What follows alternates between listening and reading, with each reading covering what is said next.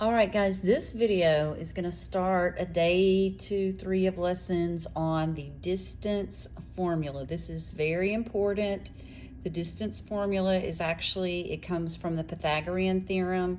You use the distance formula just not only to find distance, but you can use it to find perimeter and area of figures, which they use a lot sometimes on the LEAP test. So please watch the video. I'll put the paper on the screen in case you need to screenshot it. But we're going to look at two types of distance. Remember, this is a number line. Probably a lot of your teachers had one above their whiteboard or their chalkboard when you were little. And this is the distance for a number line formula.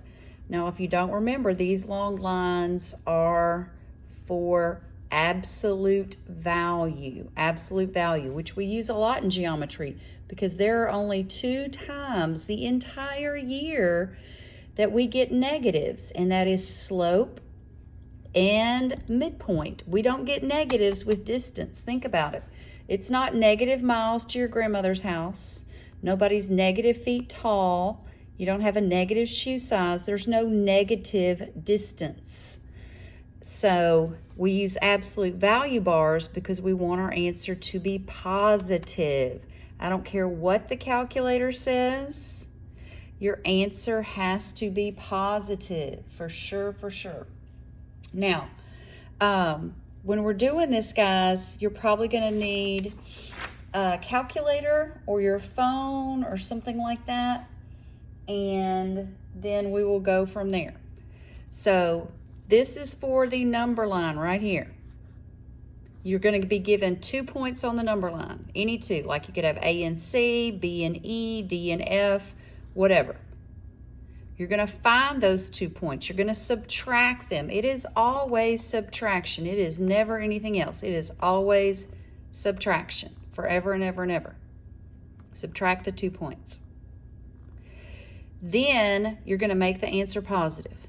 Now, again, if you struggle with the integers, with the positive, negative numbers, use a calculator. Remember, your phone has a calculator on it, and if you turn it sideways to landscape mode, you get the scientific calculator, okay? Now, I'm going to do these mentally because, of course, I'm videoing with my phone and left my calculator at school. Good job, Miss Rob. So these right here I'm going to do with mental math. But when we get to the other kind, I will figure something out. It says guided practice. Use the number line to find the distance between the 2 points. Now I'm going to write down, of course, way more information than I need. But that's just because I'm the teacher and I want to show you what to do. Now, again, we're going to do this more than one day, so whether you're an A-day student or a B-day student, you will get practice doing this, especially on the calculators we have in class, so that you can see how to type it in. That's one of the main things. It doesn't matter how fancy a calculator you have. If you can't use it, it's not going to help you very much. So let me show you. B to E. Look right here. B is at -6. E is at 2. Remember, it's always subtraction. Now, again, if you're not good with sign numbers, just type it in. -6 minus 2. That's the absolute value of -8, which is +8. So it's 8 units from B to E. Okay? A to C. A is at -7. C is at -4. Now look at that. It's minus a -4. Now this is really important. A lot of students never know when to change signs and all that stuff. You got to remember 2 negatives make a positive. Or just type it in. -7 plus 4 is the absolute value of -3, which is +3. All right. CF. C is at -4 minus F at 5. -4 minus 5. Remember what I said in class that day. Think about money. You borrow $4 from your mom, then you borrow 5 more. Now you owe her 9. The absolute value of 9 is +9. And then FB, now you can go backwards. It's the same deal. F is at 5 minus B is at -6. Now remember, 2 negatives make a positive, so you're really adding 5 plus 6. The absolute value of 11 is 11. So again, all you're doing here, find the 2 points. Subtract, that's your first step. Make the answer positive. Distance is always positive. I don't care if a negative sign comes up on your calculator. Just ignore it, drop it, don't write it down. These are always going to be positive answers. You may work with negative numbers, but your answers are going to be positive. Okay? Now it leaves you 4 to practice with. Now, that is on the number line. Just, zeros in the middle, the negatives on the left, the positives on the right. Kind of like, not really football, but you don't have negatives. But, if you're on the one team, going one way is getting positive yards, and if you get pushed back, you get a negative yardage. So that gives you some to practice with right here. If you actually do it, I'll be so proud and love you, and I'll be glad to check them for you in class. So that's on the number line. Now the other way we can do distance is when we're in the coordinate plane, like we were looking at last week with plotting points, reading points, that kind of thing. Now that gets a little bit more involved because remember, this one has an X and a Y, this one has an X and a Y. So instead of just having 2 points on the number line, now we have 1, 2, 3, 4 numbers. So this gets a little bit more involved. So let me write down the formula for you. It's kind of scary, but we're going to figure it out. D is, of course, for distance. You have a big square root. You subtract the X numbers, square. It's always adding in the middle. You subtract the Y numbers. You square it. Now look at that big square root sign. At the end, you got to take the square root. Now I know a lot of your teachers before, when you had ordered pairs, you had to write X1, Y1, and X2, Y2, all that. I do it a little bit differently. Whenever you have ordered pairs, we're going to underline the X's and circle the Y's. And we're going to do that anytime we work with ordered pairs, whether it's distance, midpoint, slope, anything like that. So these guys will be underlined. These guys will be circled. So unfortunately, guys, when you take the leap, this formula is not on the reference sheet. You have to memorize it. But if you do this, if you underline the X's and circle the Y's, you just kind of remember that your underlined numbers go together here, and your circled numbers go together here. And that helps you. And since we do it the same way all the time, we're going to do it that way for slope. We're going to do it that way for midpoint. We're going to do it that way for distance, all that kind of stuff. Underline your X's, circle your Y's. So let me kind of move it down a little bit. Frame it up. If you want to take a screenshot of this page, screenshot, and then, of course, when you come to class, you can get a blank copy and fill it in. That always helps. All right. Now, there is another page because we got to practice that a little bit. That takes a little getting used to. And I don't know if I have a scientific calculator, but I will do my best. And we will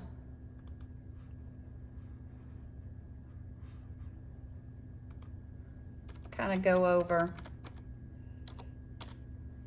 in class, because we're going to do it for several days. I'll go over with both classes how to type it in, because again, being able to type it in is a key thing.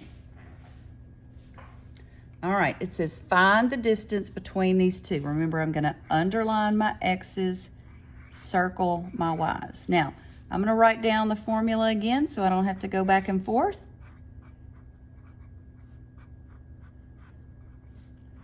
The more you write it down, the more it's going to get stuck in your head. Plus, I don't have to go back and forth to that paper.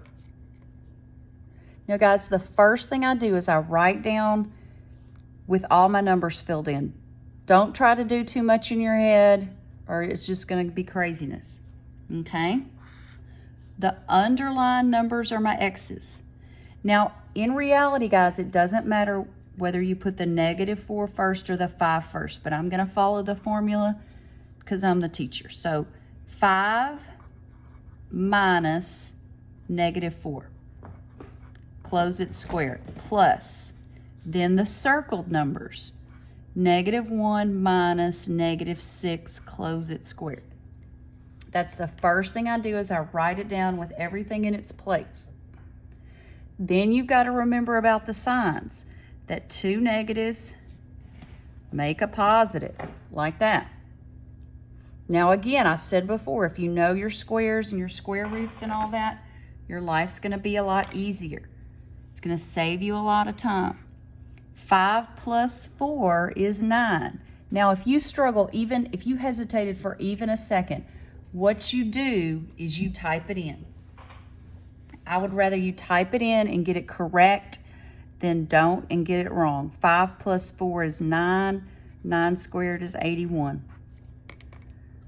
Here, -1 plus 6 is 5. 5 squared is 25. Now look at this plus sign in the middle. You have to keep writing that square root sign. 81 plus 25 is 106. Now, I have on my computer, guys, a scientific calculator pulled up. And when I type that in, the square root of 106 to the nearest tenth. The nearest tenth is one number behind the decimal. A lot of times we have to go over rounding rules again too. I get 10.3. 10.3. It's not just 10, guys. 10 squared is 100. That doesn't say 100. Don't just put 10. Don't put 11. 11 squared is 121. That does not say 121. Don't write every number on your calculator screen. That just proves that you don't know how to round. All right, let me do this one. Find the distance between these 2 points. Underline your x's. Circle your y's. And then I do the same thing again. I write it down with the numbers. The underlined numbers go together. Now this way I'm going to show you, I'm going to work left to right like these two guys go together. 4 minus -3, close it, square it, plus. These two guys go together, the circled numbers. 3 minus -7, close it, square it. And then I start doing my math. I've got to remember that 2 negatives make a positive, like so.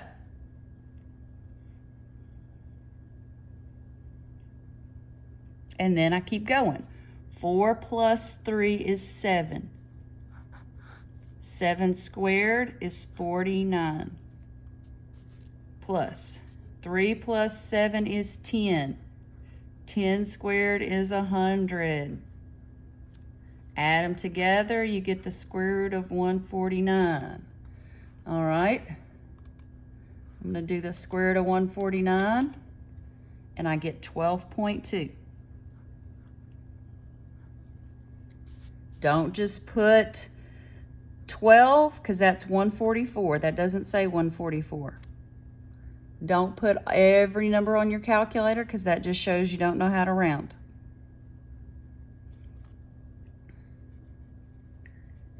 All right, we're gonna stop right there, guys, because I want to do these two bottom ones together in class. on how to do perimeter, because I can promise you, you'll have some like that on your LEAP test. And it's a lot easier than it looks, because for some of the sides, you don't have to use this formula. You can just count squares, and I know everybody can count. Now, again, you can come to class, get a blank copy of this. Let me move it down again, kind of center it, take a screenshot, screenshot, and that way you can fill it in. But distance is real important. That's why it's something we're gonna work on probably, since we just have, what, Tuesday, Wednesday, Thursday? I would think it's something we're gonna work on all week. Please, if you haven't signed up for Remind, sign up for Remind. It's going to be an easy 25-point grade, and a whole lot of us need that grade. Peace.